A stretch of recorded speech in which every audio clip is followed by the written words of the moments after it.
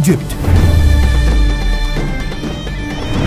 दुनिया की पहली बड़ी सुपर पावर, फिरौन की सिटी।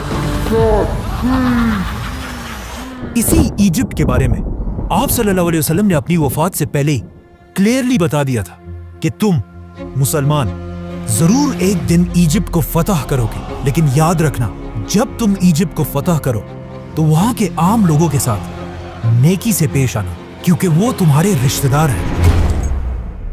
नाउ आप सल्लल्लाहु अलैहि वसल्लम की वफात के कुछ ही अरसे बाद मुसलमानों ने उमर बिन खत्ताब की लीडरशिप में रोमन और पर्शियन एम्पायर को हराकर उनसे ये सारे इलाके फतह कर लिए। लेकिन जैसे ही मुसलमानों ने ये सारे इलाके फतह किए, अचानक यहां पर एक बहुत बड़ा मसला हुआ। इन नए इलाकों में एक बहुत ही खतरनाक बीमारी ताउन हर तरफ फैल गई, जिससे मुसलमानों की स्पीड तो खत्म हो ही गई, लेकिन इस बीमारी से मुसलमानों के सारे बड़े जनरल्स शहीद हो गए और नए जनरल्स को चांस मिला कि वो आगे आकर मुसलमानों को लीड कर सके। तो अब इन बड़े जनरल्स के शहीद होने की वजह से हजरत उमर ने इन इलाकों में नए जनरल्स लगाए और यहाँ पर मुसलमानों का आर्मी चीफ अमर बिन आस रज़ियल्लाहु ताला अन्हु को बनाया। अमर बिन आस के आर्मी चीफ बनने के बाद आहिस्ता आहिस्ता ये बीमारी खत्म हो गई और जब हजरत उमर को मदीना में इसका पता चला तो वो खुद हालात को कंट्रोल करने के लिए मदीना से मुसलमानों की फौज की तरफ गए। लेकिन ऑफ कोर्स जाने से पहले उन्होंने मदीना और पूरे अरब का कंट्रोल हजरत अली रज़ियल्लाहु ताला अन्हु के हवाले किया। मतलब ऑफ कोर्स अगर हजरत उमर को इस सफर में कुछ हो जाता तो ऑटोमेटिकली हजरत अली रज़ियल्लाहु ताला अन्हु इस पूरी एम्पायर के नए खलीफा बन जाते। जैसे ही हजरत उमर सीरिया पहुंचे, वहां उनकी मुलाकात नए आर्मी चीफ अमर बिन आस से हुई और उन्होंने खलीफा उमर के सामने एक नया जबरदस्त प्लान रखा कि अब हमें रुकने के बजाय एक नई दुनिया की तरफ जाना चाहिए, इजिप्ट। पर वही इजिप्ट ही क्यों? मुसलमान तो रोमन एम्पायर के कैपिटल की तरफ भी जा सकते थे, क्योंकि इजिप्ट कोई आम इलाका नहीं था और पिछले हजारों साल से इजिप्ट दुनिया के सबसे रिच इलाकों में से एक था, जिसकी ताकत को कुरान में भी बार बार एक्सप्लेन किया गया है। लेकिन आखिर इजिप्ट इतना पावरफुल बना कैसे? आज से 5000 साल पहले दुनिया के हालात कुछ ऐसे थे कि दुनिया की सबसे इंपॉर्टेंट चीज सिर्फ एक ही थी, पानी।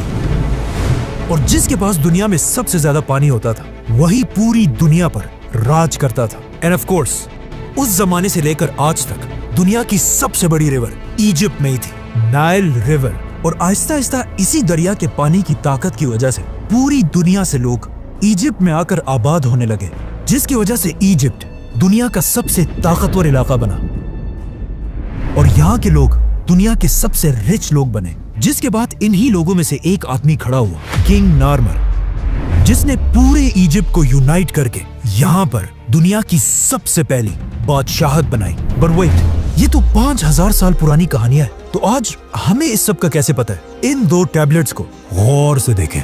आज तक आपने जिंदगी में जितनी भी इजिप्शियन राइटिंग्स देखी, उन सब में दुनिया की सबसे पुरानी इजिप्शियन राइटिंग्स यही दो टैबलेट्स हैं, जिसमें किंग नार्मर को क्लियरली देखा जा सकता है। आहिस्ता आहिस्ता यही इजिप्शियन एम्पायर ताकतवर होती गई और अगले 1000 साल तक इजिप्ट ही पूरी दुनिया पर राज करता रहा। 1000 साल तक दुनिया की सुपर पावर रहने के बाद अब इजिप्शियन फिरौनों को यह बात कंफर्म हो चुकी थी कि उनसे बड़ा इस पूरे यूनिवर्स में कोई भी नहीं है। जिसके बाद पहली बार उन्होंने एक ऐसा दावा किया जो उनसे पहले किसी ने नहीं किया था। इजिप्ट के फिरौन ने अपने आप को बादशाह नहीं बल्कि खुदा कहा और इन फिरौनों ने इजिप्ट में एक ऐसा रिलीजन बनाया कि फिरौन तो दुनिया में एक खुदा है, लेकिन तुम अवाम सिर्फ और सिर्फ तभी जन्नत जा सकते हो जब तक तुम अपने खुदा फिरौन के गुलाम रहो, ताकि कभी भी इजिप्ट के लोग फिरौन के खिलाफ बगावत ना कर सके। तो अब पूरा इजिप्ट फिरौनों की इबादत करने लगा। लेकिन आहिस्ता आहिस्ता इन फिरौनों के रिलीजन में भी कुछ चेंजेस आने लगी और आखिर यहाँ पर एक बहुत ही अजीब कॉन्सेप्ट आया कि हर फिरौन खुदा नहीं है, बल्कि सिर्फ वही फिरौन खुदा रहेगा जिसका जिस्म उसके मरने के बाद भी हमेशा के लिए till the end of time बिल्कुल ठीक ठाक रहे। तो अब इन फिरौनों की आपस में एक रेस स्टार्ट हुई कि कौन अपने जिस्म को हमेशा के लिए सेफ रख सकता है। तो अब फिरौन अपने जिस्मों के साथ एक्सपेरिमेंट्स करने लगे, जिससे दुनिया में पहली बार ममीज का कॉन्सेप्ट आया। तो अब जैसे ही कोई फिरौन मरता था तो उस जमाने के सर्जन्स सबसे पहले उस फिरौन के जिस्म से सारा खून निकाल देते थे और उसके बाद उस फिरौन की नाक में एक कुंडा, एक हुक डालकर उसके दिमाग को उसके नाक से ही बाहर खींच लेते थे, जिसके बाद उसके जिस्म से सारे ऑर्गन्स, लंग्स, जिगर, गुर्दे सब निकाल लिए जाते थे, लेकिन सिर्फ दिल को बिल्कुल सेफ एक जार में रख दिया जाता था। जिसके बाद इस फिरौन के खाली जिस्म को बहुत ही केयरफुली अगले 40 दिन के लिए पानी में रख दिया जाता था और इस पानी में एक स्पेशल नमक मिक्स किया जाता था। 40 दिन के बाद फिरौन को निकालकर उसके खाली जिस्म को रेत से भर दिया जाता था ताकि वो हमेशा के लिए अपने सही शेप में रहे। और फिर फाइनली फिरौन के जिस्म पर तेल और हनी लगाकर उसके जिस्म पर हमेशा के लिए व्हाइट पट्टियां बांधी जाती थी और फिर उसे एक बहुत ही महंगे ताबूत में बंद कर दिया जाता था। इस ताबूत में फिरौन के जिस्म के साथ साथ खाने पीने की चीजें, बहुत सारा सोना और मोस्ट इम्पोर्टेंटली उसका दिल उसके साथ दफना दिया जाता था। आहिस्ता आहिस्ता मरने के बाद हर फिरौन अपनी मम्मी बनाने लगा और ये बिल्कुल एक आम सी बात बन गई। तो अब मरने के बाद खुदा बनने की ये रेस मम्मी से भी आगे निकल गई और आने वाले नए फिरौन सिर्फ मम्मीज ही नहीं बल्कि अपने मम्मीज के ऊपर बड़ी बड़ी बिल्डिंग्स बनाने लगे, जो पहले तो सिर्फ नॉर्मल बिल्डिंग्स और टेम्पल्स थे, लेकिन आहिस्ता आहिस्ता ये बिल्डिंग्स बड़ी होती गई और इस तरह दुनिया में पहली बार पिरामिड्स का कॉन्सेप्ट आया। तो अब जो भी फिरौन मरता था वो अपनी ममीज पर एक से बढ़कर एक बड़े बड़े पिरामिड्स बनाने लगे और हर फिरौन ये चाहता था कि उसका पिरामिड पिछले फिरौन से भी बड़ा पिरामिड हो। और आहिस्ता आहिस्ता ये पिरामिड्स इतने बड़े हो गए कि आखिर एक फिरौन खुफू ने आज से 4,500 साल पहले दुनिया का सबसे बड़ा पिरामिड बनाया, the great pyramid of Giza. जब ये पिरामिड बनाया गया, ये उस जमाने में दुनिया की सबसे बड़ी बिल्डिंग थी और अगले 3,500 साल तक दुनिया की सबसे बड़ी बिल्डिंग का टाइटल इसी पिरामिड के पास था। लेकिन 3,500 साल बाद आखिर इस पिरामिड का रिकॉर्ड लंदन के इस चर्च ने तोड़ दिया।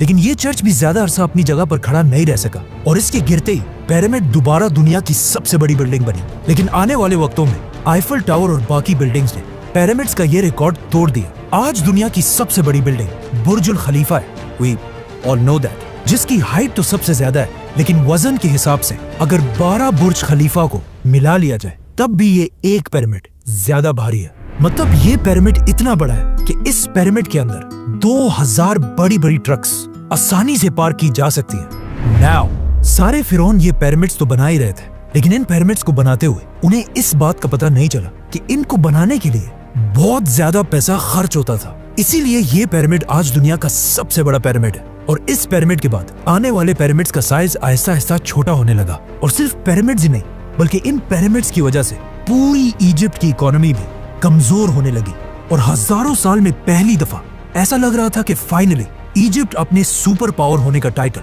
खो देगा।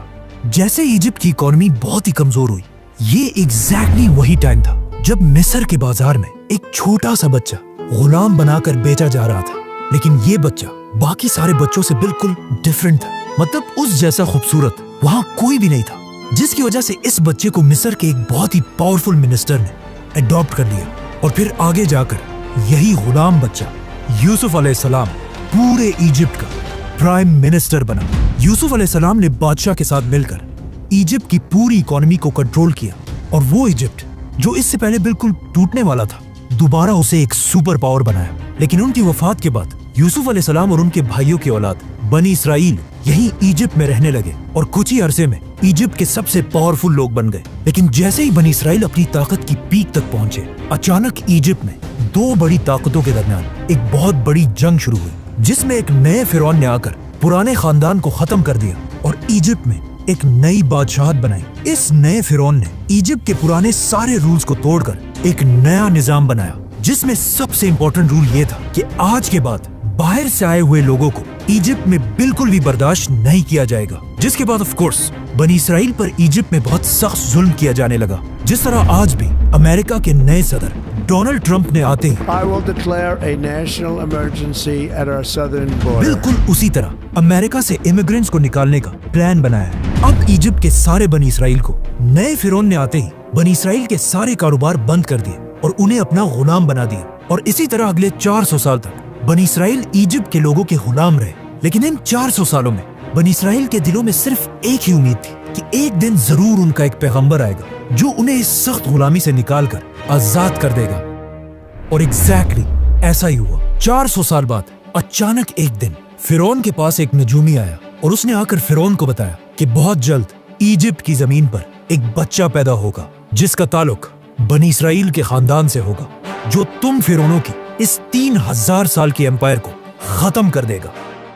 यह सुनकर फिरौन बिल्कुल हैरान रह गया और उसने फौरन हुक्म दिया कि बनी इसराइल में आज के बाद जो भी लड़का पैदा होगा उसको पैदा होते ही मार दिया जाए। जिसके बाद उसके सोल्जर्स हर घर में जाकर माओं से बच्चे छीनकर उनको मारने लगे, लेकिन जिस बच्चे को वो असल में ढूंढ रहे थे, मूसा अलैहिस्सलाम, वो उनके हाथ ना आ सका, उसे वो मार नहीं सके, बल्कि इस बच्चे को फिरौन अपने ही घर में पालने लगा। यहाँ से आगे जो हुआ वो हम सबको बताए। मतलब मूसा अलैहिस्सलाम ने पैगंबर बनने के बाद फिरौन के सामने आकर एक ही डिमांड रखी कि मेरे खानदान बनी इसराइल को गुलामी से आजाद कर दिया जाए। और बहुत सारे मिरेकल्स के बाद आखिर फिरौन ने उनकी बात मान ली और बनी इसराइल को आजाद करके इजिप्ट से निकलने की इजाजत दे दी। जिसके बाद बनी इसराइल के 6 लाख लोग एक ही रात में 400 साल के बाद इजिप्ट को छोड़कर फलस्तीन की तरफ रवाना हुए। लेकिन अचानक पता नहीं ऐसा क्या हुआ कि उस वक्त के फिरौन रैमसेस ने बनी इसराइल को इजाजत देने के बाद भी अपना किया हुआ वादा तोड़ दिया और अपनी पूरी फौज को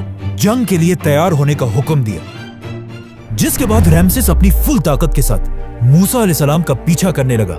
लेकिन जैसे ही वो बनी इसराइल को खत्म करने के लिए उनके बिल्कुल करीब पहुंचा, एग्जैक्ट उसी वक्त अल्लाह ने मूसा अलैहिस्सलाम और बनी इसराइल को बचा लिया और रैमसेस, फिरौन और उसकी पूरी फौज को इस पानी में गर्क कर दिया।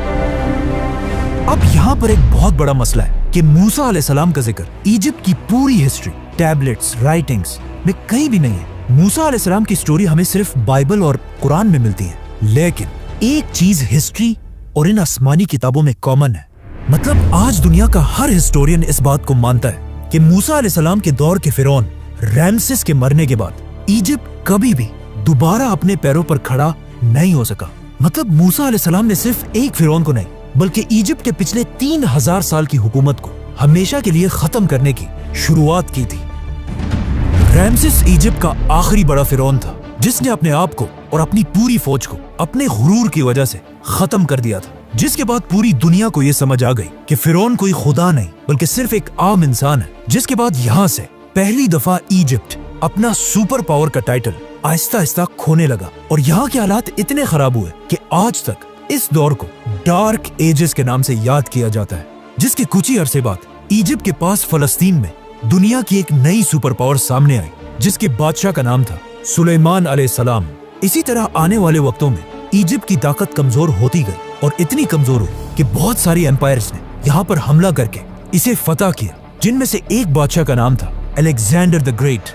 लेकिन अलेक्जेंडर द ग्रेट की एम्पायर के बाद फाइनली एक नई super power the great Roman empire ने आखिर इजिप्ट को फुल ताकत के साथ फतह किया और अगले 600 साल तक रोमन एम्पायर ही इजिप्ट पर राज करती रही और कोई भी उनसे इजिप्ट छीन नहीं सका। लेकिन अब फाइनली 600 साल के बाद रसूलुल्लाह सल्लल्लाहु अलैहि वसल्लम की हदीस के पूरे होने का टाइम आ चुका था और मुसलमान उमर बिन खत्ताब की खिलाफत में रोमन एम्पायर से इजिप्ट छीनने के लिए उसके दरवाजे पर खड़े थे। सब्सक्राइब।